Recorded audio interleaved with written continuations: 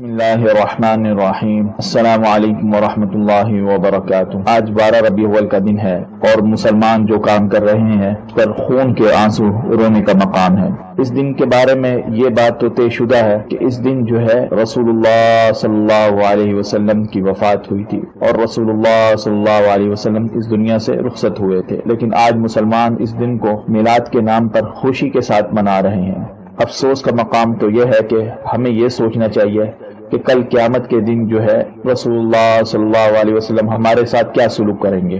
یہ جھوٹی محبت اور یہ جھوٹے دعوے، بس سیرت نبوی صلی اللہ علیہ وسلم کی کانفرنس منعقد کروا لیں یا محفل میلاد انعقاد کر لیں، تو یہ سب ایسے کام ہیں کہ ان سے جو ہے آپ رسول اللہ صلی اللہ علیہ وسلم سے وفاداری نہیں نبھا سکتے، اس وجہ سے کہ رسول اللہ صلی اللہ علیہ وسلم کا یہ طریقہ تھا ہی نہیں۔ رسول اللہ صلی اللہ علیہ وسلم نے اپنی زندگی کے اندر یہ کام نہیں کیا، نہ اس کے بعد کسی نے کیا۔ کبھی بھی کسی نے کوئی دن اس طرح نہیں منایا جس طرح آج ہم مسلمان بنا رہے ہیں، بلکہ یہ دن جب بھی آتا ہے تو ہمیں یہ یاد دلا کر جاتا ہے کہ اس دن رسول اللہ صلی اللہ علیہ وسلم کی وفات ہوئی تھی۔ تو آج ہم سوچیں کہ آج ہم رسول اللہ صلی اللہ علیہ وسلم نے جو ہمیں مشن دیا تھا، جس کے لیے رسول اللہ صلی اللہ علیہ وسلم کو بھیجا گیا تھا، کیا ہم نے وہ مقصد پورا کیا یا نہیں، یا پھر ہم بس صرف زبان سے محبت کے دعوے کر رہے ہیں۔ اور ہمارا حال یہ ہے کہ ہم نے قرآن کو بالکل بھی اختیار نہیں کیا، اور ہمارا حال یہ ہے کہ ہم پر رسول اللہ صلی اللہ علیہ وسلم کی سیرت کا ادنا سا بھی اثر نہیں ہوا، نہ ہماری شکل صورت، نہ ہمارے معاملات، نہ ہماری زندگی، نہ ہمارے کاروبار،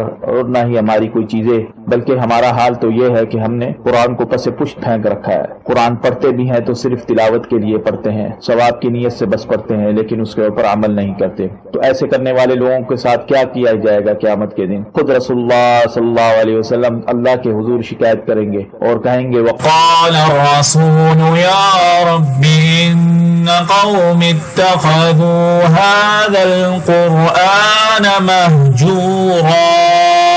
رسول اللہ صلی اللہ علیہ وسلم خود اللہ تعالیٰ سے فرمائیں گے، یا اللہ یہ میری قوم نے قرآن کو چھوڑ رکھا تھا، اس سے آگے چلے۔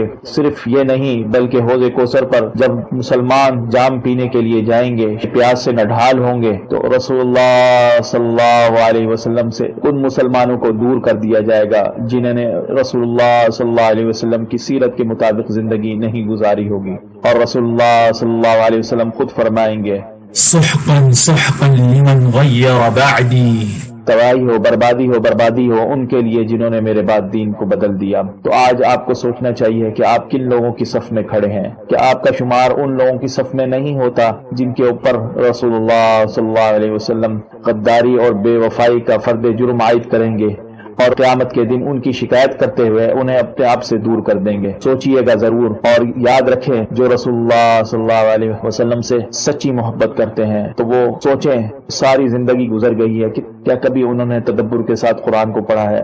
کیا ہم نے کبھی قرآن کریم کو سیرت نبوی صلی اللہ علیہ وسلم کے ساتھ ملا کر پڑھا ہے؟ صرف فارمیلٹی کے لیے، صرف ہم ظاہری ثواب اور اجر کو کمانے کے لیے بس اس کی تلاوت کرتے ہیں، لیکن نہ تدبر کبھی کیا، نہ ہمیں تدبر کا پتہ ہے۔ کیا آپ جانتے ہیں تدبر کیا ہے؟ تدبر وہ سب سے بڑا فریضہ ہے جو اللہ تعالی نے مسلمانوں پر مقرر کیا ہے۔ صرف مسلمانوں پر نہیں بلکہ اس کی دعوت کافروں کو بھی دی گئی ہے قرآن کریم میں۔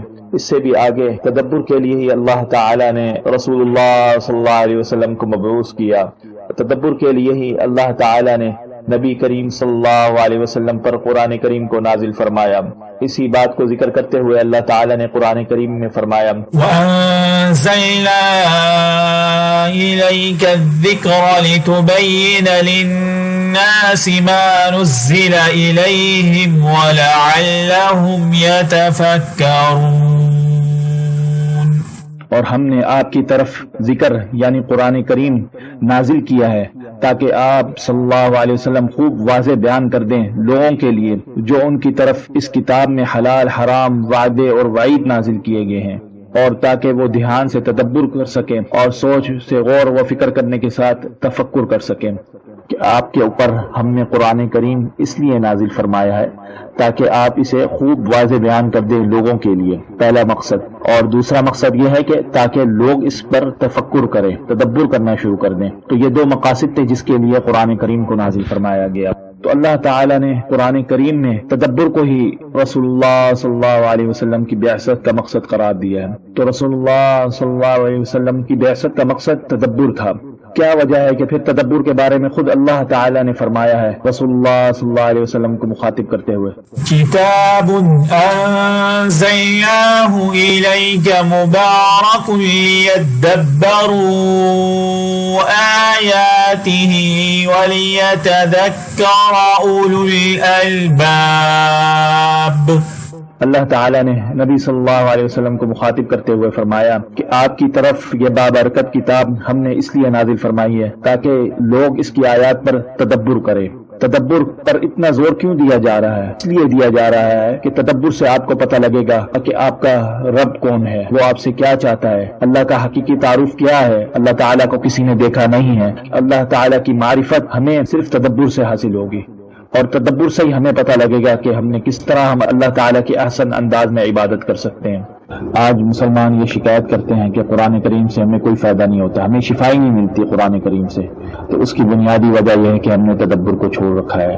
تدبر وہ فریضہ ہے جس کا اللہ تعالیٰ نے قرآن کریم میں مسلمانوں کو بھی حکم دیا ہے اور کافروں کو بھی حکم دیا ہے، اور مختلف آیات کے اندر دعوت دی ہے کہ قرآن کریم پر تدبر کریں۔ تدبر ایک ایسا فریضہ ہے جسے اللہ تعالیٰ نے تمام انسانوں اور جنات پر فرض قرار دیا ہے، کیونکہ تدبر سے ہی اللہ تعالیٰ کی معرفت اور عبادت کی پہچان ہوتی ہے۔ تدبر پر اتنا زور اس لیے دیا جا رہا ہے کہ اللہ تعالیٰ کی عبادت کرنا یہ وہ مقصد ہے جس کے لیے یہ ساری کائنات بنائی گئی ہے، اور اسی بات کو بیان کرتے ہوئے خود اللہ تعالیٰ نے قرآن کریم میں فرمایا، وَمَا خَلَقْتُ الْجِنَّ وَالْإِنسَ إِلَّا لِيَعْبُدُونَ۔ میں نے جنوں اور انسانوں کو صرف اس لیے پیدا فرمایا ہے کہ وہ میری عبادت کریں۔ اللہ تعالیٰ کی عبادت ہم احسن انداز میں اسی وقت کر سکیں گے جب ہمیں تدبر حاصل ہوگا، جب ہمیں یہ پتا ہوگا کہ رسول اللہ صلی اللہ علیہ وسلم قرآن کریم کے حقیقی ترجمان تھے۔ آپ صلی اللہ علیہ وسلم چلتے پھرتے قرآن کریم کے عملی شکل تھے، اور آپ صلی اللہ علیہ وسلم نے قرآن کے تمام معانی کھول کر واضح کر دیے تھے۔ یہی وجہ ہے کہ اللہ تعالیٰ نے قرآن کریم کو یکدم ایک مرتبہ رسول اللہ صلی اللہ علیہ وسلم پر نازل نہیں کیا تاکہ دنیا کو یہ پیغام مل سکے کہ قرآن کریم جو ہے وہ رسول اللہ صلی اللہ علیہ وسلم کی سیرت کے ساتھ جڑا ہوا ہے۔ صرف قرآن کریم کو دیکھ کر پڑھنے سے اسے نہیں سمجھا جا سکتا، بلکہ اسے رسول اللہ صلی اللہ علیہ وسلم کی سیرت کے ساتھ ملا کر پڑھنا ضروری ہے۔ آج ہم اپنے گریبان میں جھانکیں، کتنے ہم میں سے لوگ ہیں جنہوں نے نبی صلی اللہ علیہ وسلم کی سیرت کے ساتھ قرآن کریم کا ترجمہ پڑھا ہو؟ سعد بن ہشام نے ام المؤمنین عائشہ رضی اللہ عنہا سے رسول اللہ صلی اللہ علیہ وسلم کے اخلاق کے بارے میں پوچھا تو انہوں نے جواب دیا، کیا تم اللہ کا قرآن نہیں پڑھتے ہو؟ میں نے کہا ہاں، تو انہوں نے کہا فإن خلق نبی اللہ صلی اللہ علیہ وسلم كان القرآن، پس بے شک اللہ کے نبی صلی اللہ علیہ وسلم کا اخلاق قرآن تھا۔ تو آپ صلی اللہ علیہ وسلم کو اللہ تعالیٰ نے قرآن کریم کی تشریح و توضیح کرنے کا مشن سونپا تھا، اور اسی مشن کو پورا کرنے کے لیے جو ہے اللہ تعالیٰ نے آپ پر قرآن کریم کو نازل فرمایا۔ تو اللہ تعالیٰ کی عبادت بھی ہم اس وقت احسن انداز میں کر سکیں گے جب ہم تدبر کریں گے۔ تدبر سے ہمیں اللہ تعالیٰ کی معرفت حاصل ہوگی، اللہ تعالیٰ کی عبادت کرنے کا صحیح طریقہ معلوم ہوگا، اور اس کے بعد ہمیں اللہ تعالیٰ کی عبادت میں لذت محسوس ہوگی۔ بس جو قرآن کریم پر تدبر نہیں کرتے، کل قیامت کے دن رسول اللہ صلی اللہ علیہ وسلم ان کی شکایت اللہ کے حضور کرتے ہوئے یہ فرمائیں گے، وقال الرسول یا رب ان قوم اتخذوا هذا القرآن مہجورا۔ اے میرے رب، بے شک میری قوم نے یہ قرآن چھوڑ رکھا تھا۔ تدبر نہ کرنا یہ قرآن کریم سے اعراض کرنے کی ایک شکل ہے، اور جو قرآن کریم سے اعراض کرتا ہے اس کے بارے میں خود اللہ تعالیٰ نے کیا فرمایا ہے، وَمَنْ أَظْلَمُ مِمَّنْ ذُكِّرَ بِآيَاتِ رَبِّهِ فَأَعْرَضَ عَنْهَا۔ اس سے بڑھ کر ظالم کون ہے جسے اس کے رب کی آیات کے ساتھ نصیحت کی یاد دلائی جائے تو وہ اس نصیحت سے منہ پھیر کر ان آیات سے اعراض کرے۔ وَمَنْ أَظْلَمُ مِمَّنْ ذُكِّرَ بِآيَاتِ رَبِّهِ ثُمَّ أَعْرَضَ عَنْهَا إِنَّا مِنَ الْمُجْرِمِينَ مُنْتَقِمُونَ۔ اور اس سے بڑھ کر ظالم کون ہے جسے اس کے رب کی آیات سنا کر نصیحت کی یاد دلائی جائے پھر وہ اس سے منہ پھیر کر اعراض کرے۔ بے شک ہم مجرموں سے ضرور انتقام و بدلہ لینے والے ہیں۔ سوچئے گا کل قیامت کے دن کیا ہمارا شمار ان لوگوں میں تو نہیں جن سے اللہ تعالیٰ انتقام لے گا، جن کے بارے میں رسول اللہ صلی اللہ علیہ وسلم اللہ کے حضور شکایت کریں گے؟ کیا ہمارا شمار ان لوگوں میں تو نہیں جنہیں حوض کوثر پر رسول اللہ صلی اللہ علیہ وسلم دھتکارتے ہوئے کہیں گے کہ دور لے جاؤ، انہوں نے میرے بعد دین کو بدل دیا تھا اور انہیں جام کوثر نہیں پلایا جائے گا۔ تو سوچئے گا، اور ابھی وقت ہے کہ ہم اپنی اصلاح کر لیں، توبہ کر لیں اور قرآن کریم کو دل کی گہرائیوں کے ساتھ تدبر کے ساتھ پڑھیں۔ افسوس تو یہ ہے کہ تدبر کو آج ہم مسلمانوں نے پس پشت پھینک دیا ہے۔ کتنے مسلمان ہیں جو اس کا نام پہلی دفعہ سن رہے ہیں، جنہیں پتہ ہی نہیں ہے کہ یہ سب سے بڑا فریضہ ہے، اللہ تعالیٰ نے یہ سب سے بڑا فریضہ قرار دیا ہے۔ خود رسول اللہ صلی اللہ علیہ وسلم جب کسی کو مسلمان بناتے تھے تو اسے پہلے قرآن نہیں سکھاتے تھے بلکہ تدبر کے ذریعے سے ایمان سکھاتے تھے۔ اور تدبر کیا ہے، تدبر کس طرح کیا جاتا ہے، تدبر سے کیا فوائد حاصل ہوتے ہیں، تدبر کرنے کا کیا طریقہ ہے، انشاءاللہ و تعالی اس کی ساری تفصیلات ہم آگے آنے والے دنوں میں اللہ تعالی نے وقت دیا تو انشاءاللہ ضرور ذکر کریں گے۔ بس یہاں پر اتنی بات کہنا مناسب سمجھتے ہیں۔ الحمدللہ میں نے تدبر کے ساتھ قرآن پڑھنے کی کوشش کی اور اس کوشش کے نتیجے کے اندر الحمدللہ یہ روح القرآن انسائکلوپیڈیا کا ایک حصہ مرتب ہوا۔ یہ قرآن کریم کا پہلا وہ ترجمہ ہے جو نبی صلی اللہ علیہ وسلم کی مکمل سیرت کو سامنے رکھ کر مرتب کیا گیا ہے۔